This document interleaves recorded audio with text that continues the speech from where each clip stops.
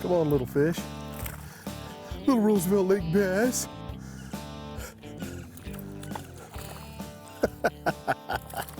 Come on, you ain't that big and hefty.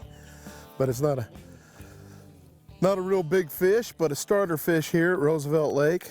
You know, we're at that point at Roosevelt where it's a little tough. The shad spawn's going on. He's just a little skinny buck bass. But when that shad spawn starts going on, it's time to start thinking about, maybe match the hatch a little bit. Fishing's really been tough here. I got friends that have been out here. Be honest with you, they're hardly getting bit. And I got to thinking about that on my way up. I'm like, somebody said something about the shad spawn, and I'm like, all right, well, I'll tell you what. One bait that I really like to throw during that time is this one here, and it's called the talking stick, made by Cactus Wren. And as you can see, it's a little shad color. I put on just a little tiny hook, little #1 hook there. #2 actually, little #2 hook, and it's red. That way it flashes a little bit. But what I'm gonna do is match the hatch, because what these fish are doing is they're waiting for these shad to move in, and then they just pounce on them. You throw something out there that's big, they just, for some reason, those little shad are about that big, they're not going after it. So I thought, well, you know, we tried some topwater a little bit, we tried a little this and that, but I'll try to match the hatch a little bit and see what happens. When the bite gets tough, sometimes you have to downsize. And that's the ticket right there. You throw it on a little spinning outfit and it looks like a little shad in the water. Now, if you look, you know, and all I'm doing is I'm throwing that out, I'll let it sink a little bit, and then I'll twitch it a little bit. And those fish will just come out and whack it. You gotta try to make some decent casts with it. I'm throwing it on a little bit of braid line. It's a real light, you gotta have a spinning outfit for this, medium action, you know, and throwing it on like, I think it's 10 or 8 pound test line right here. And just throw it out and let it fall real slow. This thing will fall real slow, weightless, right up in the shallows alongside the bushes. And we've had a few come out and look at it, but I added a little bit of action to it on its way in, and sometimes it'll, like a little jerkbait or something. Real slow twitches, and they'll come out and grab it. Now that's our first fish, but hopefully we'll get some bigger fish today. But we gotta try to, there's a bunch of fish on the shoreline, you can see them. They're roaming, they come out and look at your baits, and they just don't want nothing to do with anything big or anything. They're really finicky right now. And of course they're feeding up right now on the shad, you know, with the shad spawn going on. So in saying that, we're gonna try to see if we can't, and then you got fry as well. You know, the spawn's going on, and you have the fry and all that going on. So this little bait will cast a long way though for you if you want it to, or you can just flip it in the little brush piles. You got to be ready. If you get one of the big fish out of there, that's one of the reasons it's kind of nice to use like 8 or 10 pound test line. You can get them out of there, you know. But it's got a pretty good little action to it, believe it or not. You throw it out there, you let it fall a little bit, and then all I'm doing is I'm just giving it little bitty twitches, and it acts like a little soft fluke or something, you know, a little jerk bait. But it's so small it kind of imitates those little shad. That's all I'm doing right now, is just trying to imitate that, just to see if we could get bit. And we got that one there. But I'll take and throw it out there alongside. You know, we're up in the real shallows here. These fish are all swimming through here looking at all the shad. Let it fall down a little bit, and if I don't get bit, then usually when you get by the brush piles and stuff, those bass are hanging in those brush piles, and they'll look at it and come out and eat it. So we're gonna try doing that a little bit and see what happens. See if we can get bit on this a little bit today, and then we'll go from there. But I'm just trying to look over the lake a little bit. First time I've been down here in a couple weeks. Things have changed since we did the Bass Assassin Day, and we'll see if we can't get bit and see what's living back here a little bit. Plus, I'm kind of looking to see if there's any bedfish left as well. But in the meantime, I'm just gonna kind of poke around and see if we can't get these fish to bite.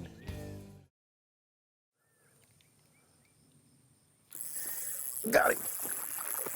Get his head out of the water. Flipping with a drop shot. How do you like that, huh? Ah, come on. All right, got you, buddy. I'll let you go back. That fish was aggressive right there. little buck bass on the nest. You know, I'm up here playing around with that little talking stick, and sometimes the fish will just show themselves. And so I rigged up just a little bit heavier. You know, it's a 10-pound test line on my drop shot because I'm in these little trees right through here. And what I did is because of the shad spawn, remember we're talking about that, I went to a little shad colored worm, okay? And that's what I'm throwing in the, and I wanted something with a little tail action, make it look like it's swimming when it falls down. The fish will run right over there and grab it. But that's basically how you do it. Now the ticket is, you know, I try to get their head up out of water for sure before I get them all locked in there, but I'm still using my braid. So, you know, I've got the 15-pound test smackdown braid that I'm using with the 10-pound test line. But they're real finicky. Try to throw big stuff in there, and if I can find a big one, we'll work it with the big stuff. But you know, right now we're sitting in an area right now where there's 4 or 5 different fish in here.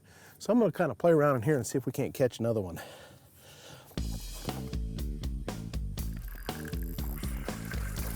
Caught the little male out there.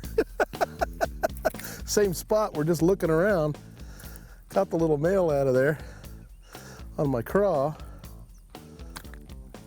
Let's see, hold on, buddy. I'll get you back in there if you give me a chance. There we go. Look at that. You got all kinds of sizes of fish in here spawning, but I'm not seeing the big ones. These are nice fish here. Nice big ones. We will start with this just to see. Oh, that fish just broke me off. Dadgummit. That's a big fish. I'm afraid to throw a dang drop shot in there, but I'll do it. That was a big fish. He went right up there and nailed that bait.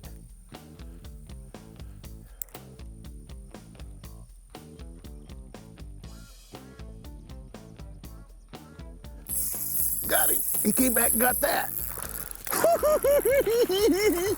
Come on, little fish, little drop shot bass.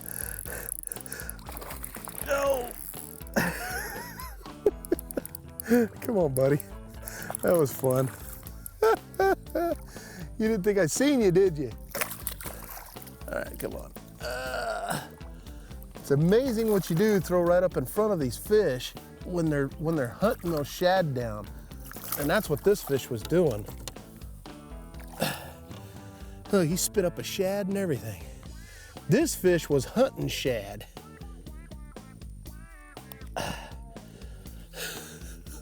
Look at that. Not a bad little bass. He's been beat up. Look at that. All right, buddy. See ya. You know, if there's any piece of advice I could give you when you're fishing in here, a lot of it is keep your trolling motor. I don't even have my front graph on right now, but I don't really need it because I'm up here shallow, but you want to hit the trolling motor and kind of ease your way through and let off the trolling motor and do a lot of looking. It's amazing when you sit still how your surroundings just start filling up with fish. But what happens is these shad moving up and down through here, you got some fish on bed, like I said. But in saying that, I went ahead and hooked up that drop shot like I told you. I saw that fish coming, I threw about 5 feet up in front of it. It saw the bait fall, went over there, boom, took it right there. And just sit still for a while. It's amazing what happens if you just take a quick look around in your surrounding areas in these shallow flats. It's amazing what you'll see.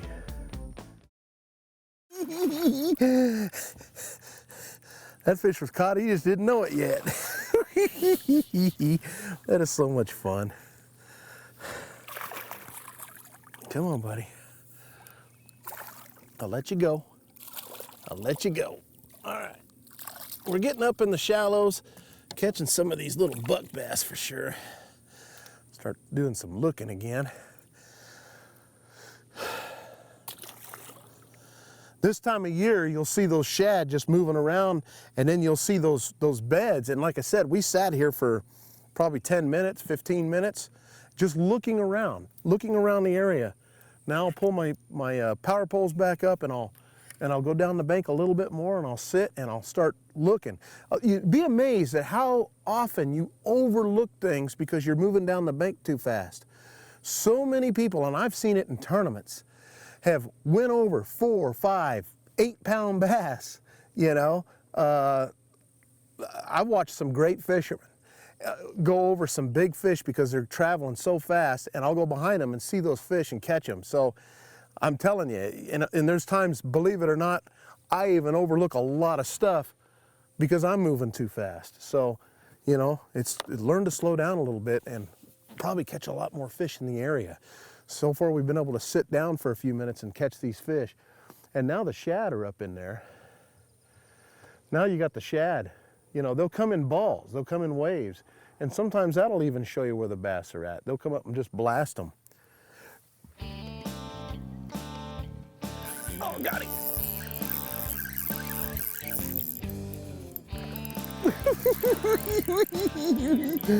He came up and got that bait right after I retied it on there too.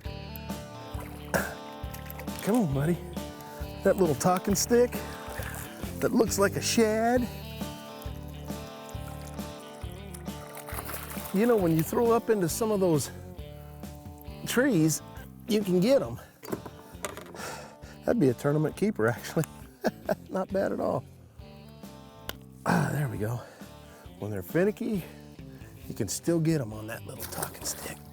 Had that one fish break me off right off the bat. I don't know how in the world that happened, but I went and retied it back on there, just threw it out to the little brush pile right there and caught that fish while I was looking. You know, and this is another key example of if you have a partner with you and say you're on a bed or something like that, or you're spotting a fish and you're trying to fish it, he can throw out to all these little bushes. There's so much to throw at. Everybody talks about when they're in the back of the boat, there's nothing to throw at. But trust me, there's stuff to throw at when it's flooded like this, and it's a lot of fun.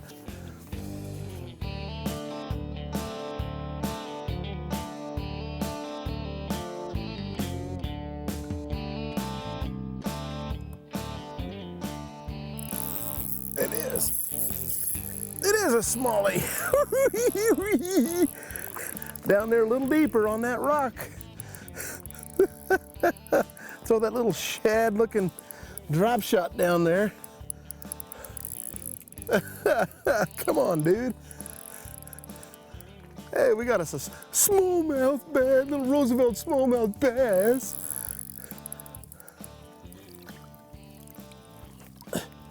That's how a lot of times you get these bass to hold still, is if you just put your hand right under their belly. Not a bad looking little smallmouth bass, huh? He's all mad. All right, buddy, head back down there. You know, we came to a different area.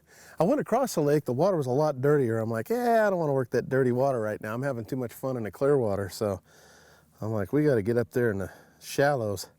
That's the ticket. You find some of these areas on the deeper rock if you can see far enough, and you got to have a good pair of polarized sunglasses. I use coasters, and I'll tell you, it really helps to be able to see. You know, a good pair of sunglasses is key when you're doing this kind of fishing. And as I've said before, I prefer the glass lenses over the plastic lenses or anything, because you get better optics. It doesn't distort everything, and it looks good down there. But boy, he tore it up.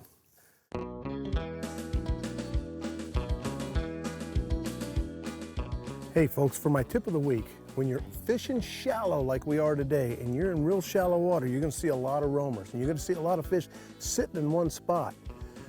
When they see you and they're looking at you and you're that close to them, a lot of times it's best just to freeze, let the boat drift on by the fish, and then turn the boat around after the boat has passed the fish and come back and fish that fish. You'll be a lot more successful catching those fish versus throwing right out at them when they're looking at you, because you'll spook them a lot of times with your hand motions and stuff. So you want to be sure that you just drift down, turn the boat around, and come back and fish that fish. Odds are you'll probably catch that fish.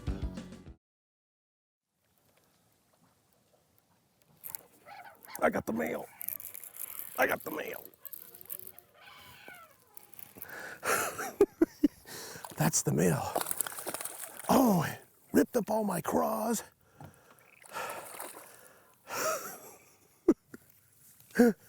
You have to see deep. You have to be able to see deep. A little bit, just barely where you can see to catch these kind of fish. Look at that. All right, there's a big female in there I'm gonna try to get. See you, buddy. But I've got to hurry up and retie this, put a new one on. I thought it was the female that had that. Doggone it.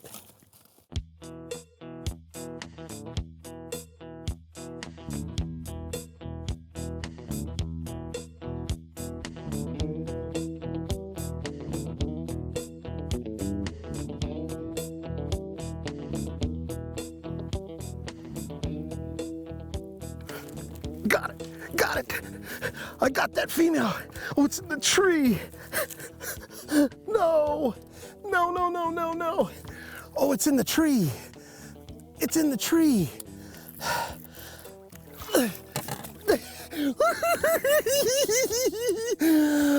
Oh my goodness, I got it. Look at the size of that bass, folks.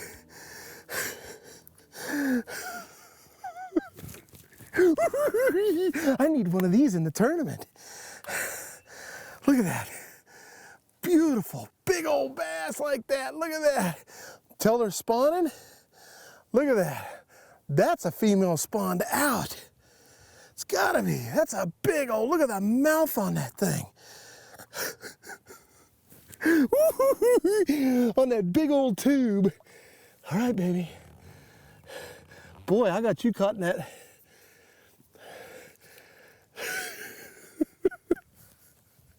Oh my goodness.